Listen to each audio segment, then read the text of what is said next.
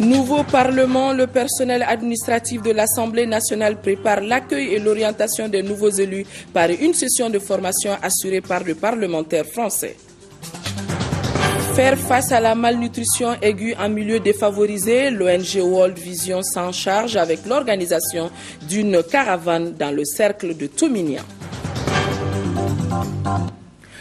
Nous sommes mercredi 4 décembre, mesdames et messieurs, bonsoir et bienvenue dans ce journal que nous ouvrons par le communiqué du Conseil de cabinet. Le Conseil des cabinets s'est réuni aujourd'hui, mercredi 4 décembre, dans la salle de conférence de la Prémature et c'était sous la présidence du Premier ministre, chef du gouvernement, Oumar Tatamli.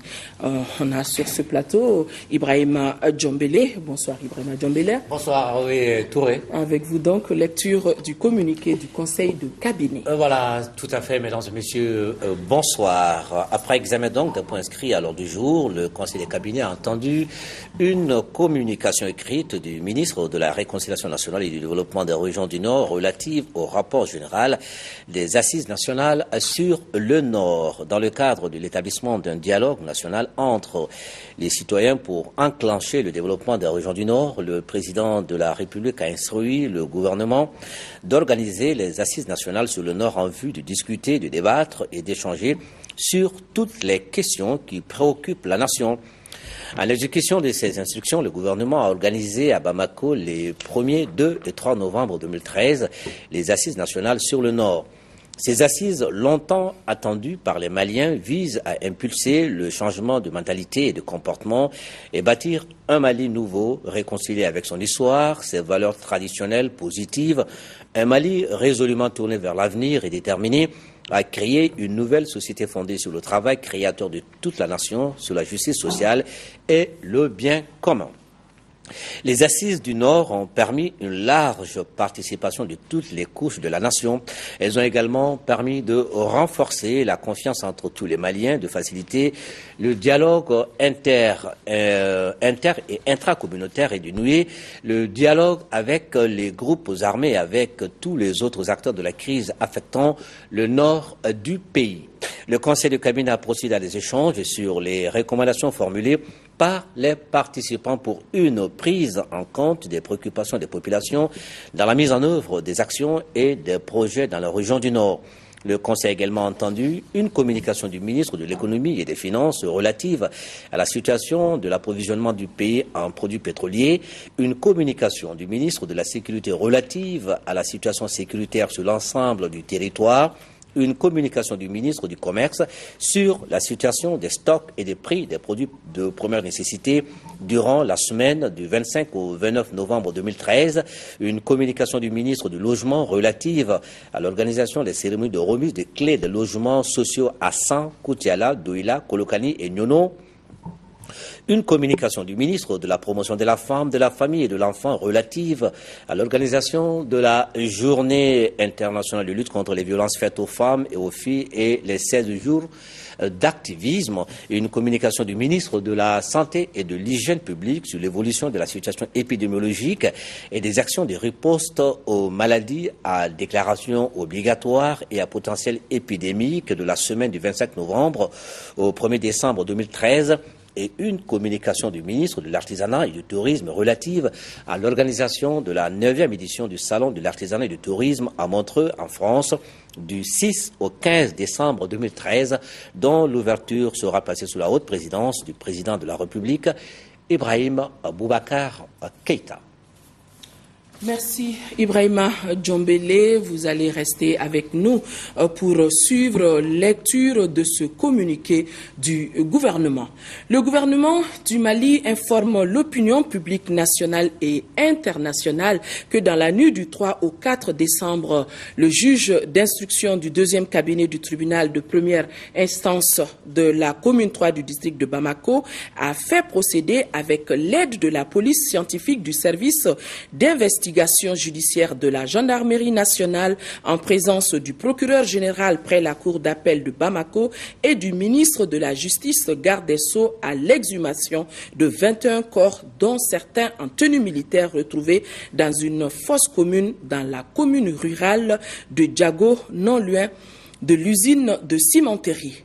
L'exhumation, vous le voyez sur ces images, a été ordonnée dans le cadre du dossier ministère public contre Issa Tangara, Amadou Ayasanogo et autres pour enlèvement de personnes et complicité consécutifs aux événements du 30 avril 2012 survenus à Bamako.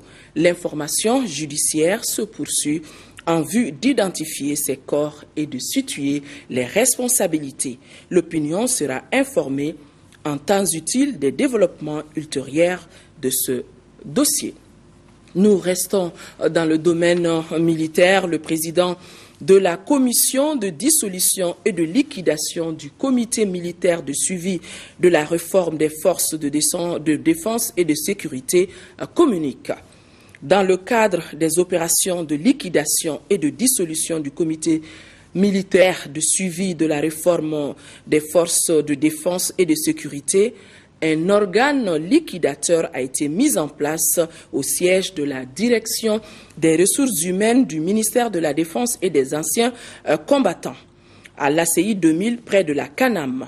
Par conséquent, il est porté à la connaissance de tous les créanciers du comité militaire de suivi de la réforme des forces de défense et de sécurité à se présenter à l'organe liquidateur muni de pièces justificatives, bons, factures, contrats pour une prise en charge et cela avant le 15 décembre. Pour toute information complémentaire, des numéros sont disponibles.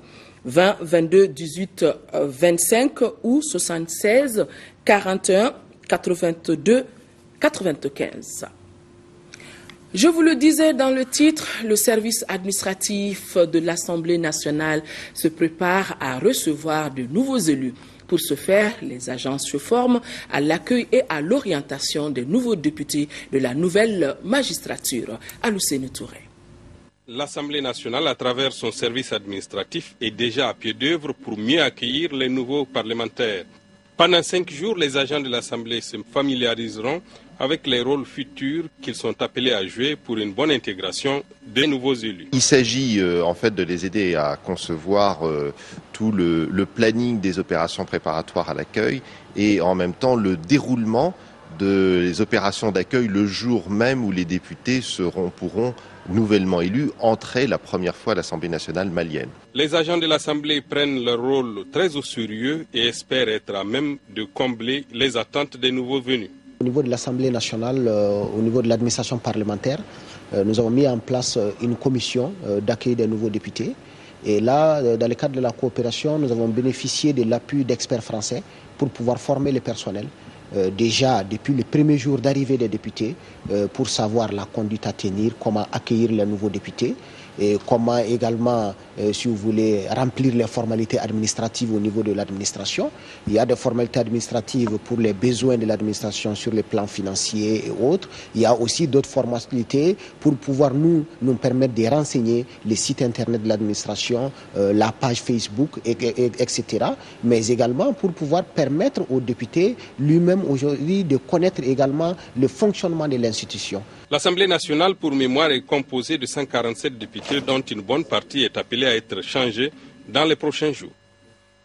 Le président de l'Assemblée nationale porte à la connaissance des honorables députés qu'une séance plénière de la session ordinaire en cours se tiendra demain, jeudi 5 décembre et jour suivant, s'il y a lieu, à partir de 10 heures dans la salle Modibo Keïta. Le projet d'ordre du jour porte sur des délibérations sur des projets de loi intéressant la vie de la nation et des communications. La séance, elle est publique. La Commission électorale nationale indépendante, CENI, a fait le constat que certains candidats à l'élection des députés à l'Assemblée nationale ont commencé à battre campagne avant la proclamation par la Cour constitutionnelle des résultats définitifs du premier tour. La CENI les invite au respect de l'article 69 de la loi électorale qui dispose qu'en cas de second tour, la campagne électorale commence le lendemain de la proclamation des résultats définitifs du premier tour. Le président du Conseil économique, social et culturel a reçu le représentant de la Banque mondiale dans notre pays. Au cours de la rencontre, il a été surtout question de la problématique de développement durable à travers le financement des infrastructures de développement. Ousmane Diagana est le représentant de la Banque mondiale dans notre pays. Il est au micro de Youssouf Diakité. Aujourd'hui que la situation se normalise, il était utile qu'on revienne vers le Conseil économique et social pour nous dire comment nous avons travaillé au Mali pendant la période de la crise et comment nous entendons travailler à cette étape où le pays sort de la crise. Le vendredi prochain, un grand programme de la Banque mondiale intitulé Reconstruction et relance économique va passer au conseil d'administration de la banque. C'est un programme de 100 millions de dollars, entièrement financé sous forme de dons, qui a pour objectif d'aider et les populations et les zones directement impactées par la crise à reconstruire leur résilience et amorcer une nouvelle trajectoire de développement, mais également à apporter des contributions directes aussi aux autres zones qui ont été indirectement impactées par la crise. Comme vous savez, il y a beaucoup de populations qui, bien que pauvres, ont accueilli des populations réfugiées. Il y a beaucoup de régions qui n'ont pas fait l'objet de la guerre directement, mais qui ont souffert de la guerre. Donc je crois que sur ces questions également, Monsieur le Président du Conseil économique et social et les autres conseillers nous ont donné des idées extrêmement utiles pour faire en sorte que ce programme s'exécute de manière efficace dans l'intérêt des populations qui sont nos cibles. Le Haut Conseil des collectivités abrite un atelier relatif à la mobilisation des ressources financières des collectivités territoriales. Prennent part à cet atelier les conseillers nationaux en collaboration avec CRI 2002. Cet atelier permettra aux participants de maîtriser les techniques pouvant permettre de mobiliser les ressources propres aux collectivités. Compte rendu Mahamadou Doumbia. Rechercher et mobiliser les ressources financières, c'est à cela que doivent s'atteler les collectivités territoriales pour pouvoir pleinement jouer leur rôle au sein de notre communauté. Face à la situation d'indigence dans laquelle gigent les communautés territoriales, le Haut Conseil des collectivités a toujours attiré l'attention de tous pour une bonne marche de la décentralisation, car sans ressources financières, rien n'est possible. Ce présent atelier se veut un espace d'échange fécond. Mieux, un cadre approprié d'agrégation de vos expériences mutuelles, donc un terreau propice à l'acquisition par les acteurs que vous êtes. Pour s'approprier ses propres ressources, le Haut Conseil des collectivités est en partenariat avec CRI 2002 pour booster l'initiative citoyenne. Quand on parle de ressources, il s'agit des ressources allant de l'État central vers les collectivités. Or là, il s'agit d'amener les collectivités elles-mêmes à pouvoir mettre au travail les citoyens à la base, au niveau des quartiers, au niveau des villages, au niveau des fractions. Les ressources externes, c'est bien beau, mais arrivons nous-mêmes à nous mettre au travail et à pouvoir créer des ressources internes. En plus du transfert des ressources, l'initiative pour la mobilisation des ressources financières par les collectivités elles-mêmes sont aujourd'hui des défis qu'il faut relever pour la réussite effective de la décentralisation. Le Mali, à l'instar de la communauté internationale, va célébrer demain 5 décembre la journée internationale des volontaires. Instituée par les Nations Unies en 1985, cette journée est l'occasion annuelle de communion et de concertation autour du volontariat. À cette occasion, voici le message du ministre de la Jeunesse et des Sports, Mamadou Gaussou Diarra, recueilli par Al-Jumatina. Au Mali, de nombreux volontaires participent depuis déjà plusieurs années aux efforts du gouvernement en vue d'un développement harmonieux. Depuis 2011, 100 jeunes volontaires répartis entre les centres régionaux de Caille, Sikasso et Mopti s'évertuent chaque jour à apporter des appuis multiformes aux communautés à la base dans des domaines variés comme la santé, l'éducation, l'eau, l'hygiène, l'assainissement, l'appui aux collectivités décentralisées. Avec le retour à l'ordre constitutionnel et la mise en place de nouvelles institutions, les jeunes doivent occuper la place qui leur revient et épouser les valeurs du volontariat axé sur le don de soi, l'amour de son prochain, l'engagement solennel, la solidarité et enfin l'amour de la patrie. Les jeunes se doivent d'être sur tous les sentiers nationaux de reconstruction, le retour des déplacés, l'organisation des élections. Ils doivent être actifs chaque jour à travers le monde dans tous les domaines pour agir et apporter des changements concrets. Jeunes du Mali, soyons volontaires. Le Mali, notre pays, compte sur nous. À nous d'être à la hauteur des attentes. Lancement également ce mercredi à Addis Abeba, au siège de l'Union africaine, du manuel de l'Union africaine sur la formation sur le genre pour les opérations de soutien à la paix et du projet de code de conduite. L'événement s'est déroulé au cours de la 407e session publique du Conseil de paix et de sécurité axée sur la vulnérabilité des femmes et des enfants dans les situations de conflit en Afrique. À noter que le projet de code de conduite a été présenté par notre compatriote Madame Koulibaly Kani Diabaté, qui est en même temps général Kani Diabaté. Une information de notre correspondant à Addis Abeba, Alassane Djombeli. L'Olympe Hotel ici à Bamako a abrité un atelier international d'échange de pratiques sur la démocratie participative entre les structures de concertation des collectivités partenaires. Organisé par la mairie de la commune 5, cet atelier a regroupé les représentants des communes de Caille, Dakar, Nouakchott et Évry en France. Nouhoum Sissoko, compte rendu.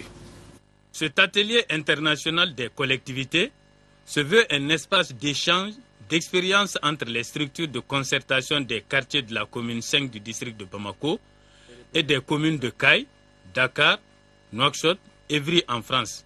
Il s'agissait pour chaque délégation de présenter au cours des échanges ses acquis en matière de pratique de démocratie participative. C'est des réflexions qui seront menées dans le cadre de la création de réseaux. Réseau au niveau interne, c'est-à-dire qu'à l'intérieur du quartier entre les différentes structures de concertation et aussi à l'échelle des collectivités. Dans les villes concernées par la rencontre, ces espaces de concertation sont aussi animés par d'autres acteurs tels que les ONG, les GIE, les entreprises, les associations. En commune 5 du district de Bamako, il a été ensemble avec les chefs de quartier, les élus locaux, partager le développement jusqu'à la base, notamment les chefs de quartier, les différents présidents de rue, les conseillers des chefs de quartier, les élus locaux. Une soixantaine de participants ont pris part aux travaux de 3 jours. Après Mopti et Sévaré, la troupe Tissourat, qui veut dire la joie de vivre, vient de se produire à Gao. Composée de plusieurs ethnies, cette troupe est venue livrer aux populations de Gao un message de paix et de vivre ensemble dans un Mali uni. La correspondance de Drissa Koné. Il est temps que nous fassions la paix, mais il faut que justice soit rendue pour que le vivre ensemble auquel aspire le peuple malien soit réel. Si le linge sale se lave en famille, les gens sales se lavent en justice et se sèchent en prison. À quand nous finirons de compter nos morts? Voilà paraphrasé le contenu de 2 scénettes présentées par le groupe Tissirat à la place de l'indépendance de Gao. Le message que nous voulons passer aux jeunes de Gao, c'est un message de paix et de réconciliation. Réellement, des choses se sont passées et nous voulons laisser ça derrière nous pour avancer tous ensemble en se donnant la main. Quand le tissu est blanc, c'est un linceul, mais quand il est multicolore, il devient un tapis. Ce message de paix rime avec la composition du groupe composé de Koulibaly, de Touré et Dag. Ce jeune groupe créé en 2005 à Kidal est encadré par la metteuse en scène française Melissa Wenhouse. Ils ont quitté leur Kidal natal au début des hostilités pour s'installer à Bamako. La troupe est appuyée dans ses projets d'épanouissement de la culture malienne par aide de l'église norvégienne AEN. Quand on a tout perdu dans la vie, ce qui nous reste, c'est notre culture. Et le théâtre s'inscrit dans cette dynamique-là. Les gens de Kidal viennent nous faire plaisir de rire, parce que le théâtre, c'est l'une des méthodes de communication la plus optimale.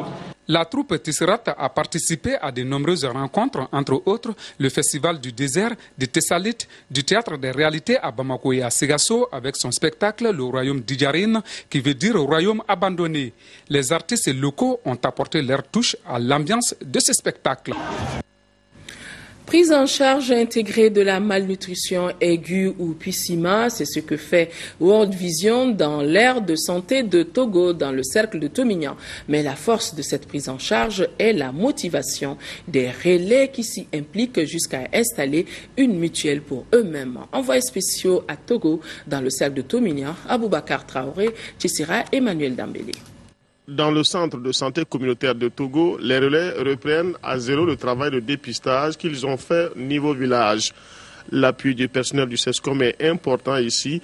Il permet de déceler les erreurs, mais aussi de classer les enfants malnutris et de les répartir entre le centre de santé et le centre de référence de Tomignan. Une fois que l'enfant est déclaré admis dans le programme, il y a des aliments prêts à emploi qu'on donne à ces enfants-là. Donc si c'est les cas MAM, on les donne des Plompissap. Si c'est des enfants masses, on les donne des Plompinotes. Donc les enfants MAM peuvent également recevoir du Misola. Ce travail s'inscrit dans le cadre d'un suivi d'un projet venu à terme, mais qui a laissé sur place des compétences en matière de dépistage et de traitement de la malnutrition. Un peu moins d'1 an pour obtenir des résultats très encourageants. Au début du programme, notre cible était 1058 enfants pour les CESCOM. Mais aujourd'hui, nous sommes à plus de 2600 cas détectés. Et parmi ces 2600 détectés, le programme a pris en charge les 2400. Mais le socle du projet et du post-projet est l'association des relais communautaires impliqués aussi dans l'assainissement du centre de santé et dans la gestion de leur propre santé à travers une mutuelle où tout le monde est à jour dans les cotisations. À Sikasso, la mise en œuvre des soins essentiels de santé communautaire affiche un bilan satisfaisant. C'est le constat fait par le projet ICH Save Children et ses partenaires qui viennent de visiter certaines de leurs zones d'intervention. Fatoumata Diallo depuis Sikasso. Par cette descente sur le terrain à Karamorobougou, localité située dans l'aire de santé de Boula-Hamo, il s'agissait pour les membres du projet ICH Save Children, entendé par la amélioration de la santé et de l'état nutritionnel des enfants et des femmes en âge de procréer, d'apprécier la qualité des services offerts aux populations par les agents de santé communautaire ASC mis à leur disposition. Il s'agissait pour nos partenaires financiers, nos bailleurs qui sont au niveau de la coopération canadienne, de venir voir exactement ce que nous sommes en train de faire, ce que la mise en place des ASC a donné comme résultat. Le bilan qui se dégage, franchement, est satisfaisant.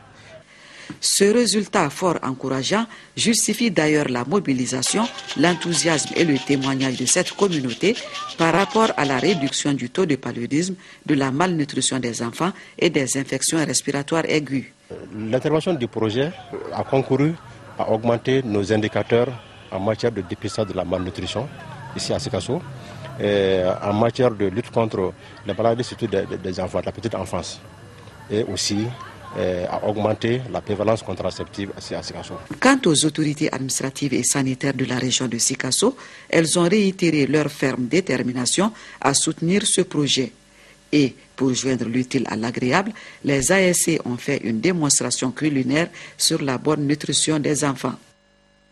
Un mot de l'actualité hors de nos frontières. Les Nations Unies viennent de lancer officiellement à Goma, dans l'est de la République démocratique du Congo, le premier drone. Drone, c'est un avion qui n'a pas de pilote, un avion donc jamais utilisé par une mission des Nations Unies. L'appareil a été présenté à la presse en présence du chef des opérations de maintien de la paix des Nations Unies et de plusieurs diplomates.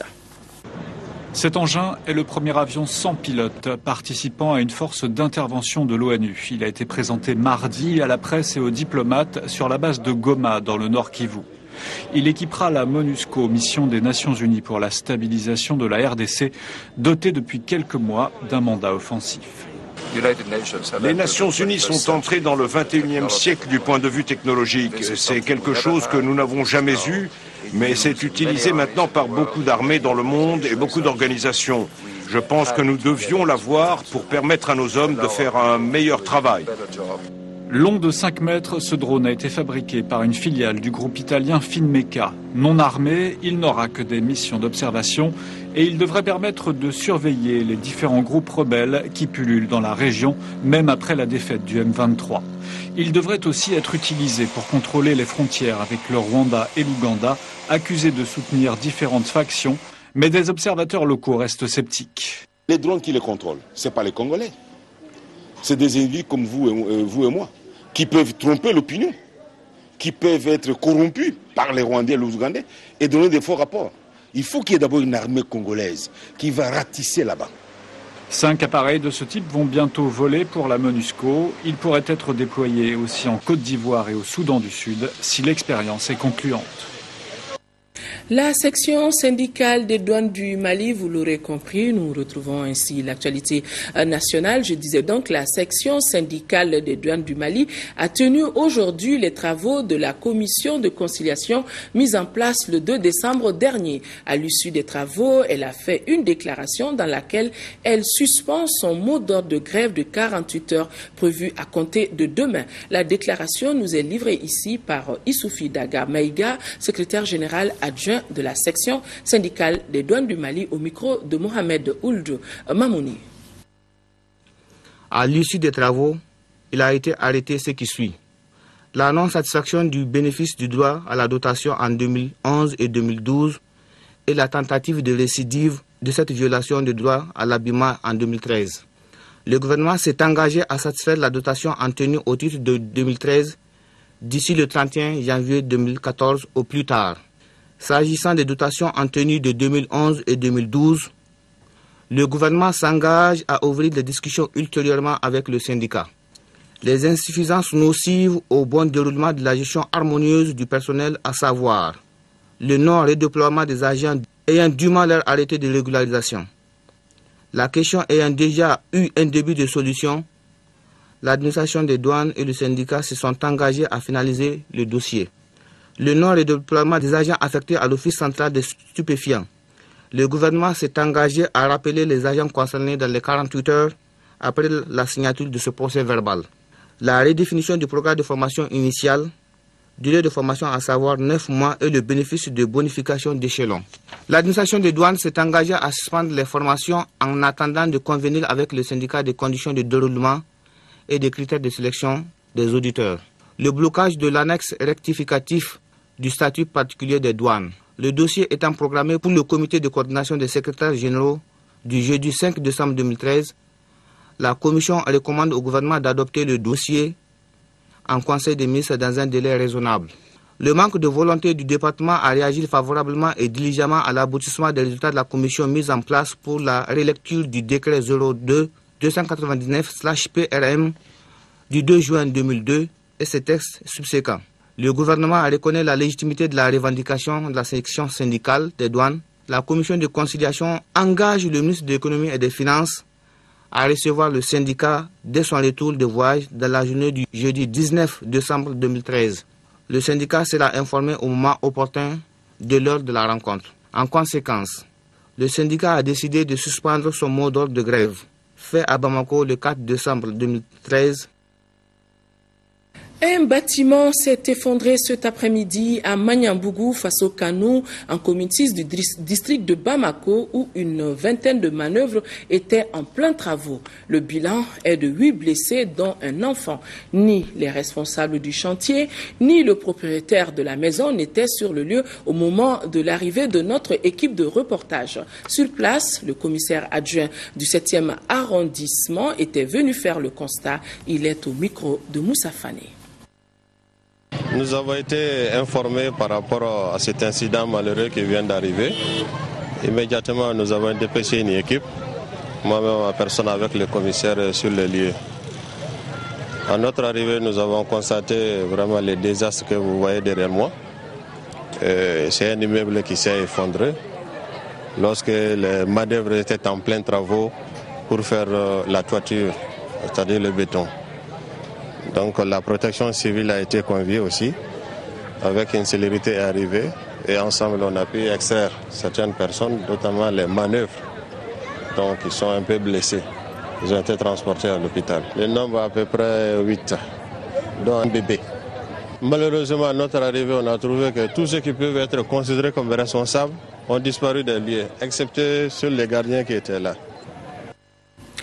En 5e région, 19 blessés, 2 morts et un minicar endommagé. C'est le bilan d'un accident de circulation survenu dans la nuit de lundi à mardi 2 décembre environ à 5 km de Kona. Un minicar ayant quitté Douanza pour s'évarer avec 23 passagers. Le minicar a donc percuté un autre camion remorque près du village Ourefouné. C'est dans la commune rurale de Kona. Reportage Mustafa Doumbia.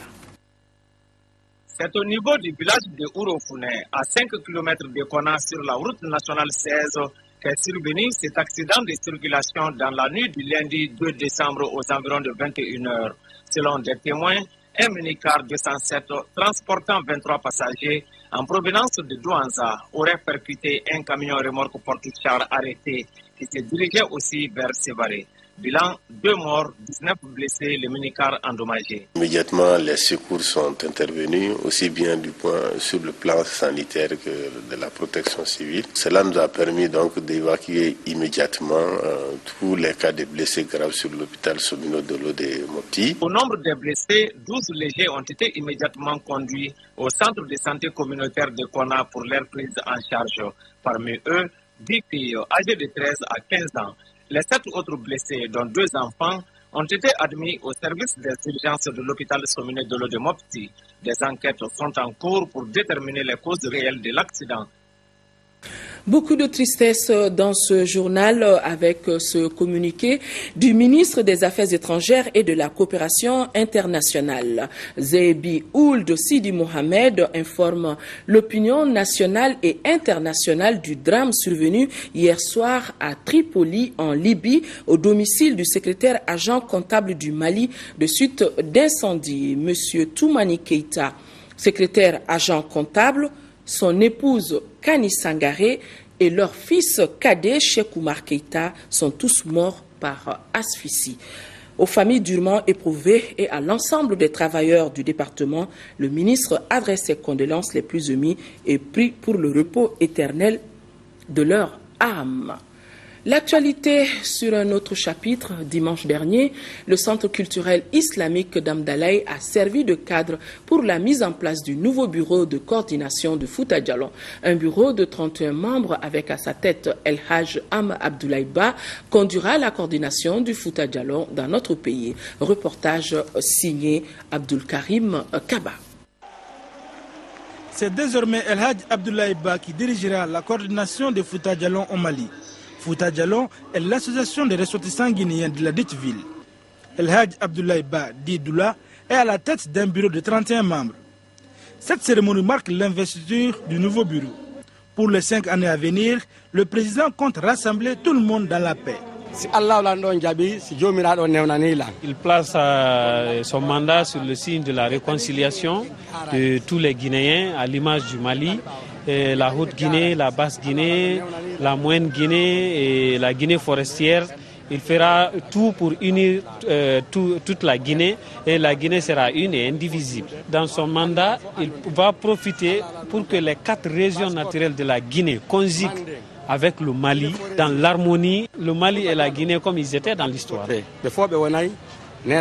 Rappelons que Fouta Djallon, qui a une coordination au Mali, est une association apolitique. Elle a pour objectif d'organiser les ressortissants guinéens au Mali afin de contribuer au développement de leur village d'origine. Le Comité national olympique et sportif du Mali a tenu à son siège son assemblée générale ordinaire. Les délégués issus des 20 fédérations et groupements affiliés ont passé en revue le rapport d'activité 2012 en attendant l'assemblée quadriennale prévue pour janvier 2014. Compte rendu Siragatou Sissé. On ne change pas une équipe qui gagne. C'est fort de ce constat que le bureau sortant du Comité national olympique et sportif du Mali, CNOSM, a présenté à la vingtaine de délégués, plus un groupement sportif, le rapport d'activité de l'année 2012. À la tête du CNOSM, Habib Sissoko et son équipe ont su donner une âme et une orientation au Comité olympique et sportif. Des résultats jugés positifs. Tous les points inscrits à l'ordre du jour ont été lus, approuvés et adoptés par l'Assemblée générale ordinaire. Le comité exécutif s'est attelé à appliquer le programme de la solidarité olympique et le programme du comité exécutif du comité national. Il a réussi la participation de notre pays aux Jeux olympiques de l'an 2012. Il a maintenu le cap dans les renforcements permanents des capacités à travers les cours nationaux pour dirigeants sportifs et les cours avancés en management du sport. Pour la performance de leurs athlètes, les fédérations sportives nationales et les groupements sportifs ont contribué partout et en toutes les circonstances à sauvegarder le prestige du Mali.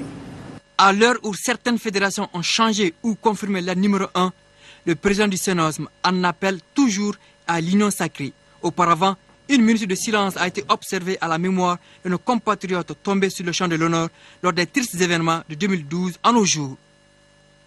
Les proches collaborateurs de l'écrivain Moussa Konaté, décédé le week-end dernier, se souviennent de l'homme. Tous les jours, des témoignages et hommages sont organisés en sa mémoire. Par les écrits, Moussa Konaté a fait découvrir à la face du monde son Mali natal, son beau et alléchant pays.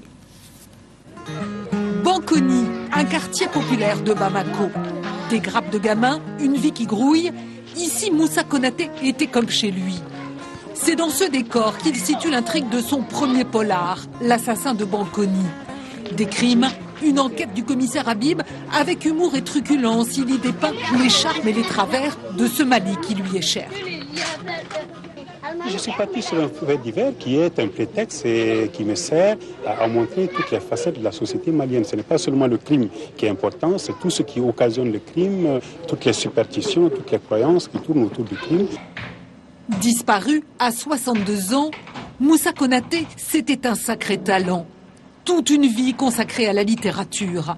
Auteur d'une vingtaine de livres, il a touché à tout, le théâtre, le roman, l'édition. Une plume tendre qui savait aussi se faire acide, comme dans cet essai, son dernier ouvrage, Un cri de colère. Ce qui le minait surtout, et ça le faisait souffrir, on le sent, c'est un peu l'hypocrisie sociale. Et la corruption qui est partout, dans tous les secteurs, et qui a pour conséquence la malgouvernance. Il avait un afro-pessimisme poussé qui faisait qu'il a choisi, alors que pour moi toutes les portes étaient ouvertes ici au Mali, de s'installer à Limoges en France. Une rage que tous connaissaient à Bamako, ses collaborateurs, collègues, écrivains, éditeurs. Moussa Konaté fait des allers-retours. Il dirige Étonnant Voyageur à Bamako. Il tente de faire vivre les éditions du Figuier, publie des livres pour enfants et des ouvrages en langue locale. Les problèmes d'argent s'accumulent, mais la passion ne le quitte pas. Il a aimé passionnément, et il a adoré vraiment le livre, l'écriture. C'était toute sa vie, je peux dire toute sa vie. Exigeant, rigoureux, avec son style simple et efficace, l'écrivain au franc-parler a fait découvrir aux lecteurs du monde entier son pays. Un Mali attachant dont il reste un des meilleurs ambassadeurs. Voilà, avant de refermer ce journal, nous vous présentons ce nouveau roman, Un homme, une vie. L'auteur, il s'appelle Mahamadou Maïga.